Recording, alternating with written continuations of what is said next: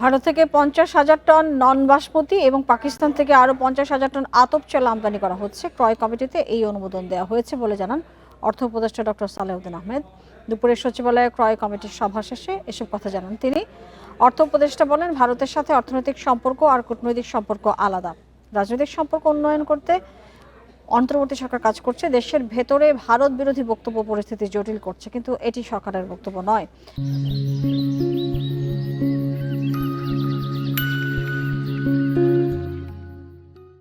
এ সময় সাংবাদিকদের এক প্রশ্নের জবাবে ডক্টর সালেউদ্দিন আহমেদ বলেন, ভারতের সাথে ট্রেড এবং পলিসি আলাদা করে দেখতে হবে। ভারতের সাথে সম্পর্ক খুব খারাপ হবে না। সম্পর্ক বাইরে যতটা শোনা যায়, বাস্তবে অতটা খারাপ নয়। এছাড়া খুলনা ইউনিভার্সিটি অব টেকনোলজির উন্নয়নে 105 কোটি টাকা বরাদ্দের অনুমোদন দেওয়া হয়েছে সভায়।